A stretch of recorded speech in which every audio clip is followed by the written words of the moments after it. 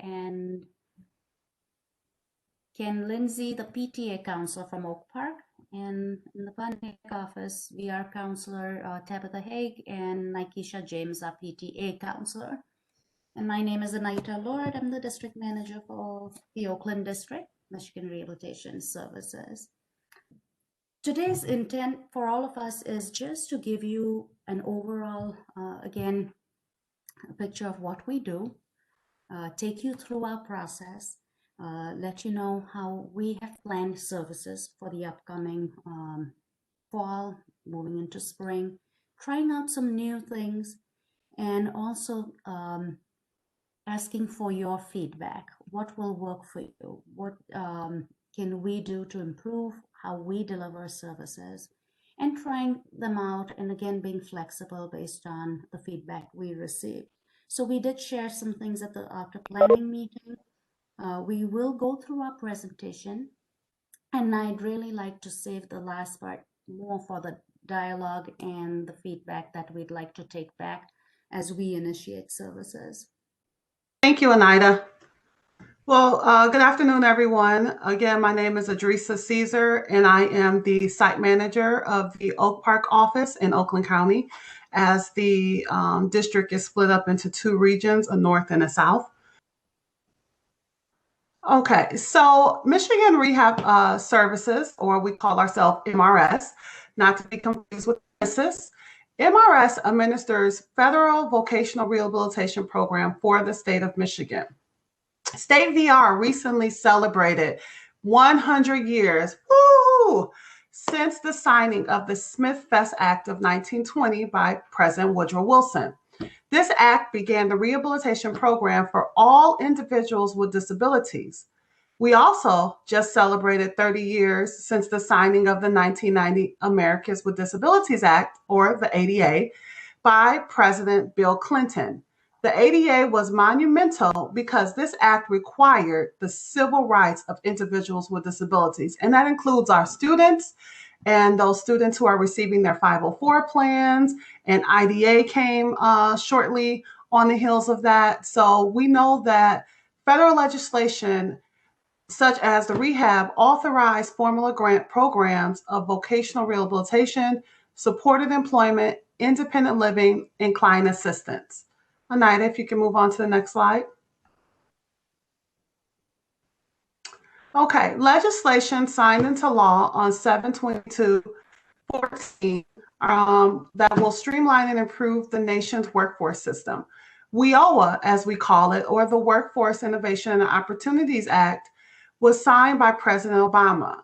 This is a true game changer, as we like to call it. In addition to some of the changes on the transition end, such as earlier involvement from VR, or as we call, or the acronym we use for vocational rehabilitation, and increased coordination with schools. It also increased work-based learning opportunities. I came in a little bit early and I heard the nice slide about your toolkit for work-based learning opportunities, which is right in line with what we're doing. On the VR end, and increase supported employment and customized employment opportunities for youth. In addition to changes in transitional services, WIOA emphasizes competitive, integrated employment. It enhances accountability and promotes collaboration and efficiency.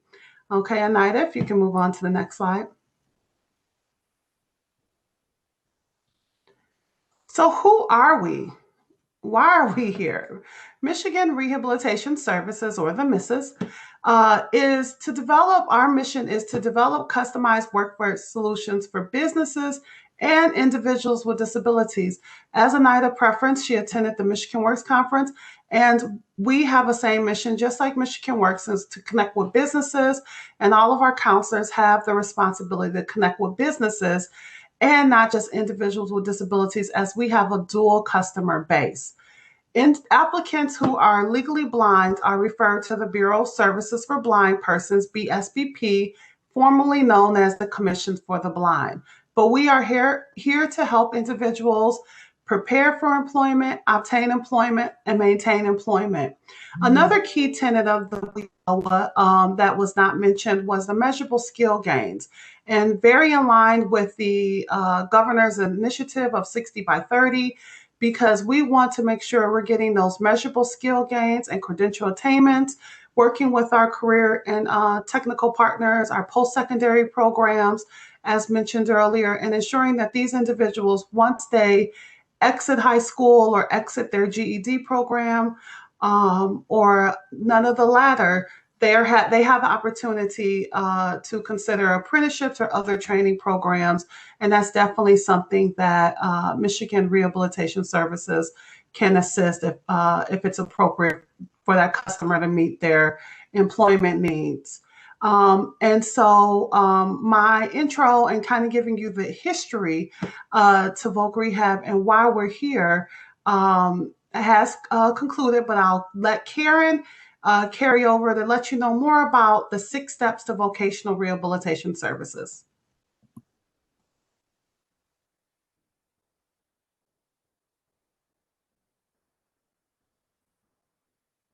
Lisa, would you like to cover the eligibility? Yes, no problem. Yes. To become eligible for Michigan Rehabilitation Services, an individual must have an existing documented physical or mental impairment. One of the things as I, before becoming a manager, worked closely with my school transition coordinator. And one of the things that always made these cases move quickly was that we already had the IEP from the school and other documented information that was probably in their could be obtained in their PLAF and additional document information. But that gave us documentation of a physical or mental impairment. We may require on the VR end, the Voc Rehab end, that we obtain additional information. And that is where we will partner with the school and the family to get that information. Another eligible criteria is, does the individual, the student, in this instance, have vocational work-related barriers because of the individual's disability? And do they require VR services? Not everyone who has a disability requires our services. I know we want to make that assumption that everyone does, but some individuals do not require our services. But if you're unsure, still refer them to us and we will work with you and that customer to determine if they have the ability to benefit from services that will lead to employment. Okay, Karen.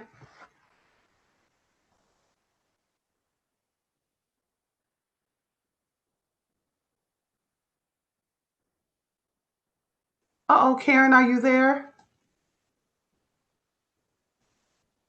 You can just continue. Do we see her? I can't, I hate to get out of the screen. Or Yeah, I don't see her. She was on earlier. Tabitha, do you want to continue with the 6 steps? I see your name. Sure, Nida. Let me pull this up here. Thank you, and thank you, Tabitha.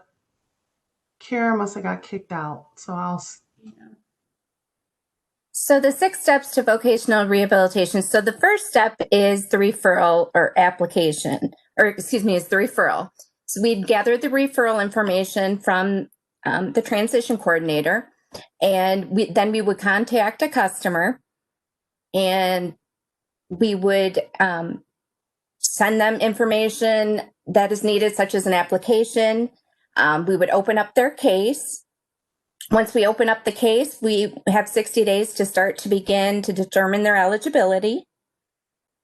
And then once we will gather information such as medical documentation, the IEP, any mental health records, information, then we would process their eligibility and send them an eligibility letter. The next step is we would perform a vocational needs assessment, in which that's going to help us determine writing their plan, where we develop an individualized plan for employment. And we have 90 days to do that and that is where we would determine their employment goal and list services that are going to help them reach that employment goal.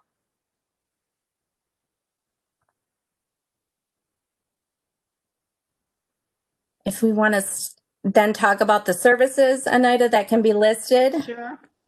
We'll move to the next slide. Yeah.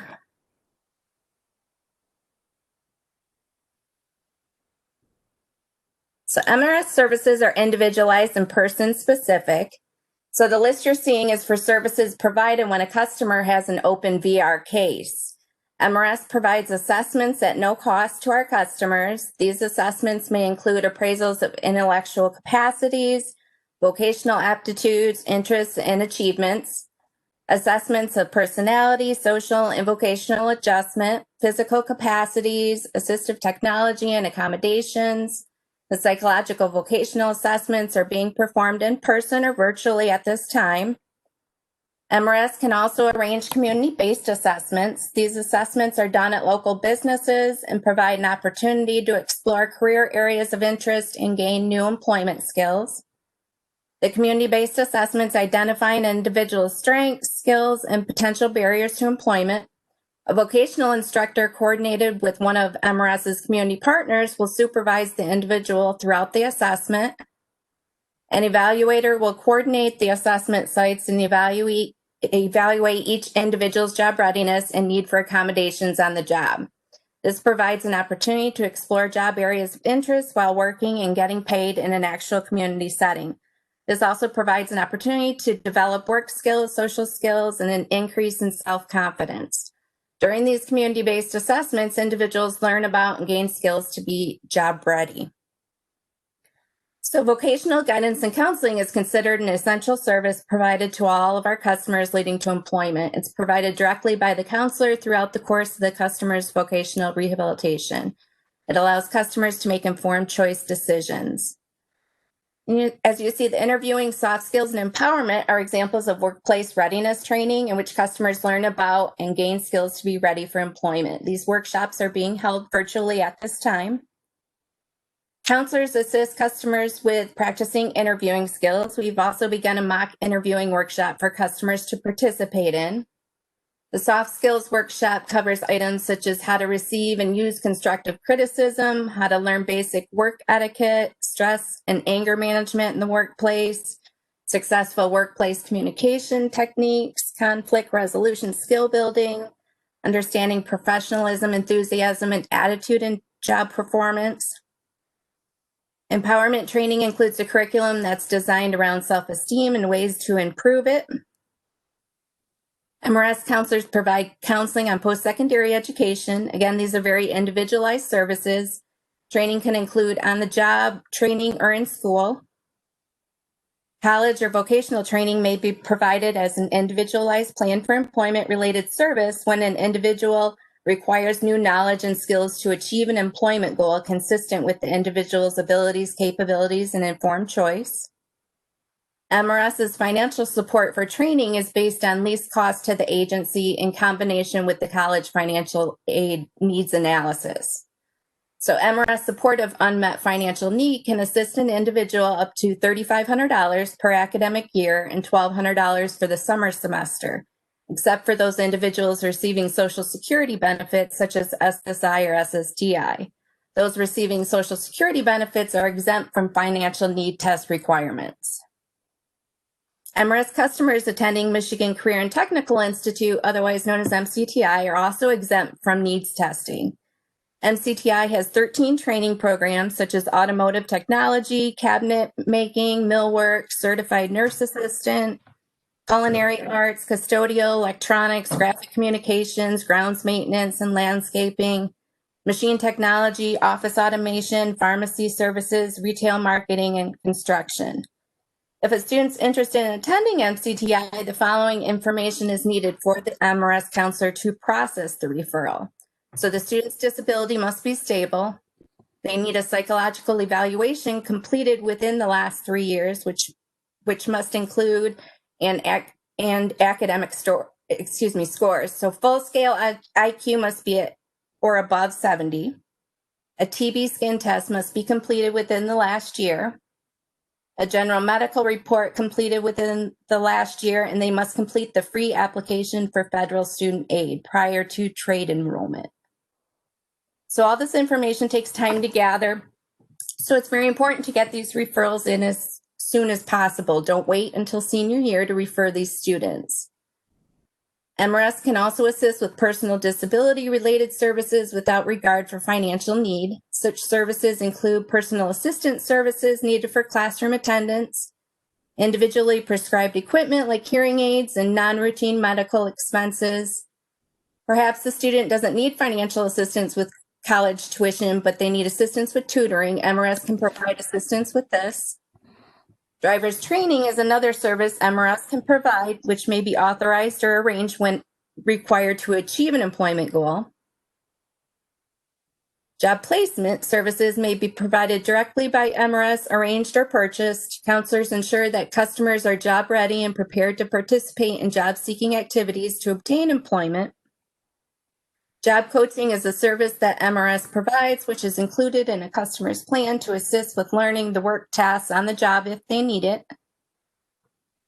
Counselors may provide accommodation services directly, for example, designing and installing a color coding system for a customer whom does not read. They may also work collaboratively with other professionals, such as working with a psychologist to design memory cues for a customer with limited short-term memory. Counselors can also purchase or arrange accommodation services, such as purchasing a worksite evaluation and equipment modifications from an occupational therapist. Other examples of accommodation services may include on-the-job evaluation, training, or job coaching, and interpreter services.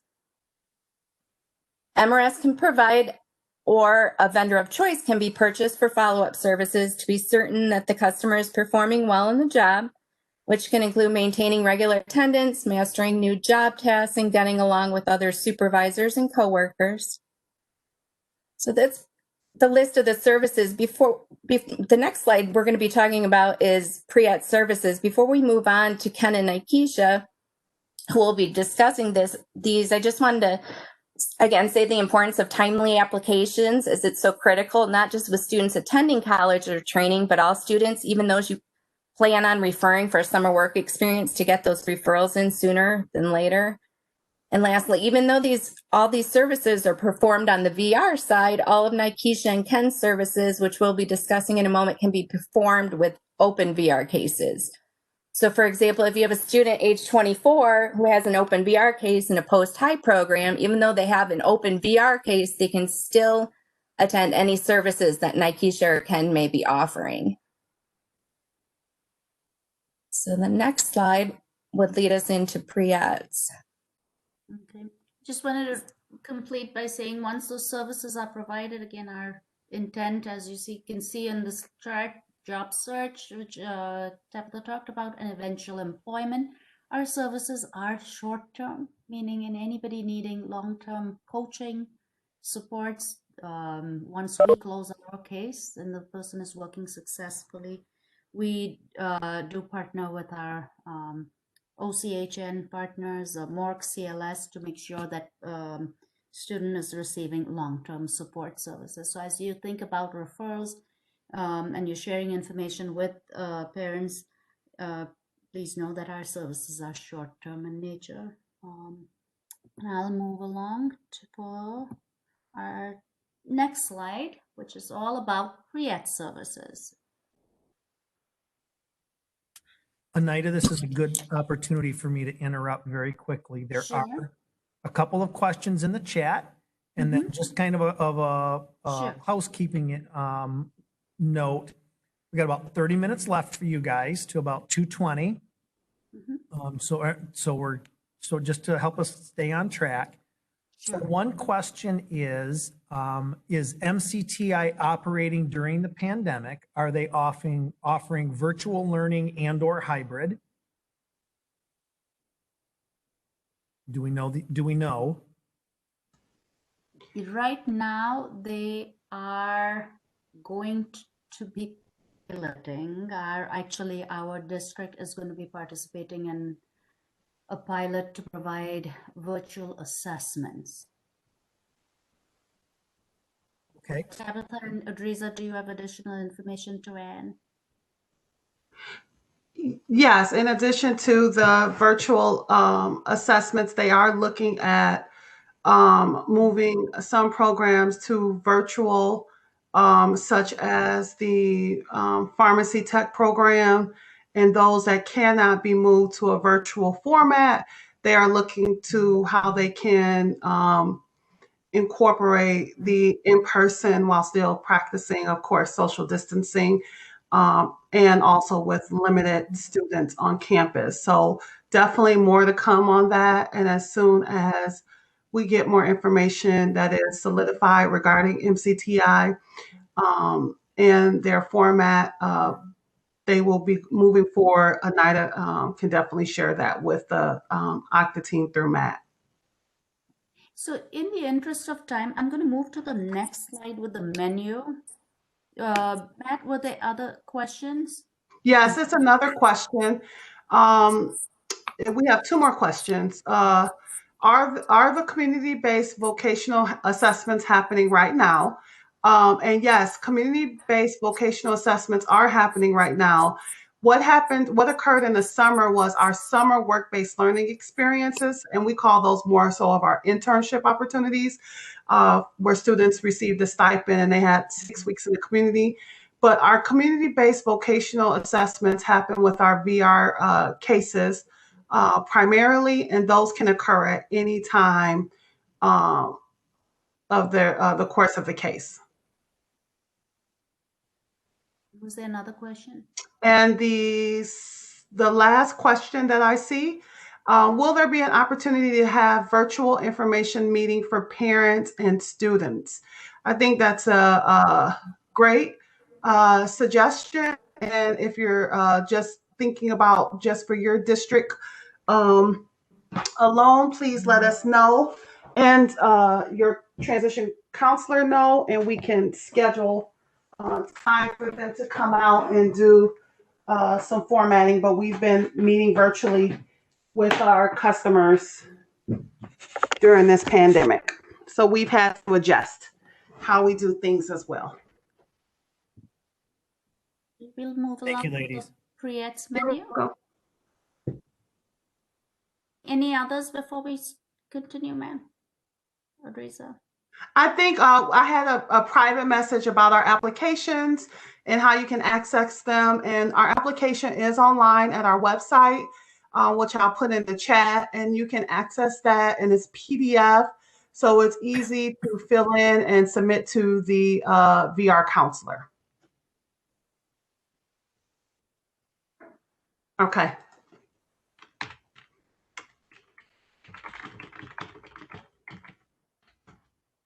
That was it, Anita, Ken for and questions. Nikesha. Thank you, Ken and Nikesha.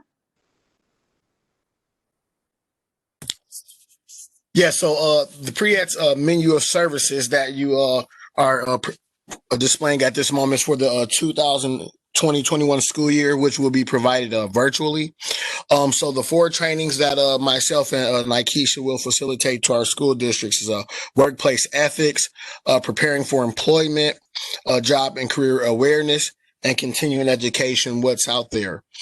These workshops or trainings will last the traditional class time like we've done in the past. Also, we will have the PowerPoints present so that the students can refer back to them. Now, we've piloted our virtual trainings this summer with a couple of school districts, and the school set it up where, you know, they facilitated through Google Classrooms or Zoom. However, if we facilitate these virtual trainings through MRS, we would have to use the Microsoft Teams platform. And so it's been easier for, from what we've piloted this summer, for the schools to kind of invite us to the trainings, so that whatever platform that the schools prefer, they will still have that ability to provide it that way. And so the service description for each program or each training is listed next to the title. And so these, you know, we are reaching out to our school districts to provide them information on how we can register or sign up these pre-ed students for these trainings. And we'll talk about more of the referral process when we get to that page.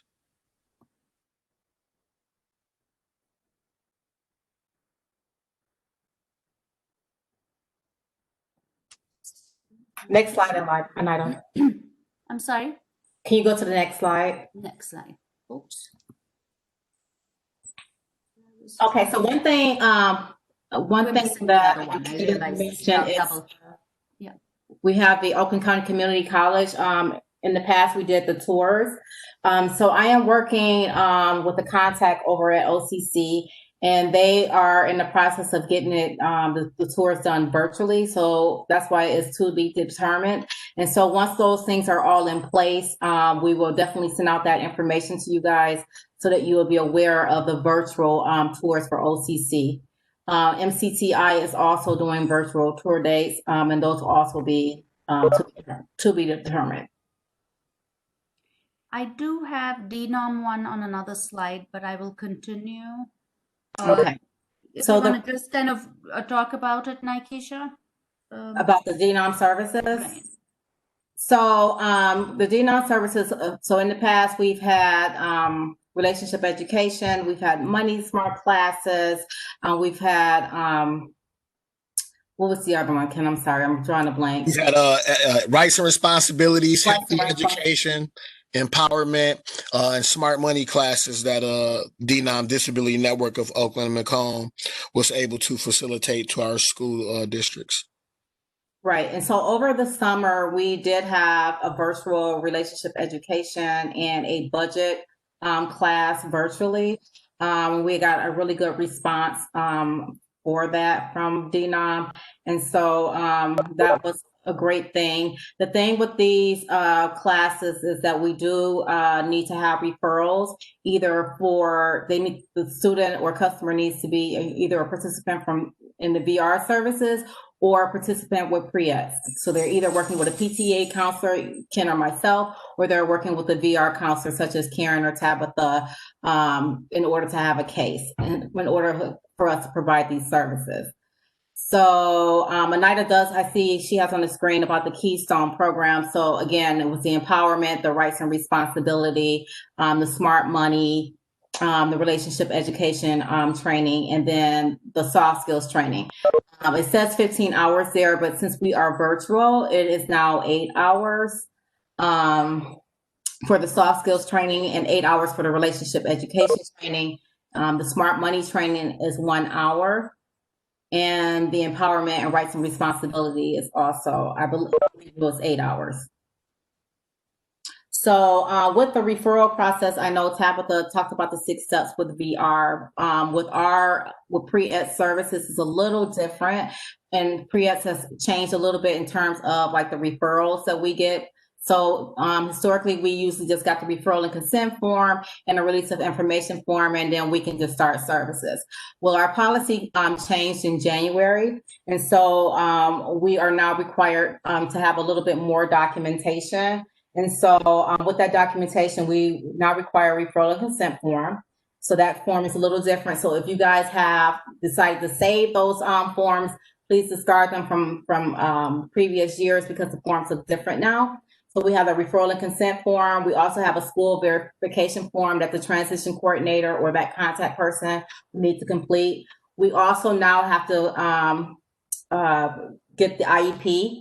Okay, so you're sending the IEP. I know you guys probably are used to sending the IEP to the VR counselor. You now have to send the IEP also to the PTA counselor.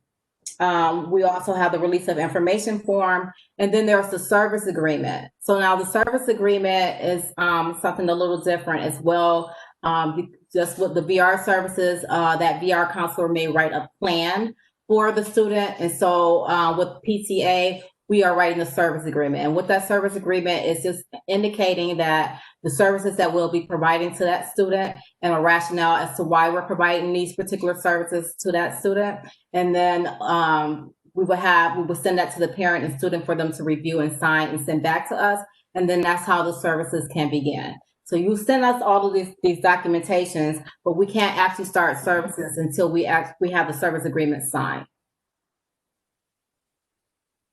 I believe I covered everything. Oh, I'm sorry. So the PTA counselors, we are focusing on the 9th and 10th graders. So that can be either your certificate, your cert children, kids on certificate of completion, or it can be diploma track students for 9th and 10th grade. Now, the 11th and 12th graders are for the VR counselors. However, I know some people may have a question. What if I have an 11th and 12th grader and that student is on certificate of completion and I know that they're going to go to post-high? If you know that they're going to go to post-high, they're not ready to exit, then by all means, you can refer that student to the PTA counselor. But you want to think of PTA counselors as the beginning, and you want to think of VR counselors as the end. So the PTA counselors, we will have them at the beginning of their years in high school, or we'll have them at the beginning of their years at the post-high. The VR counselors will have the student either at the exit of their high school, 11th and 12th, or the exit at the school at the post-high at age 24.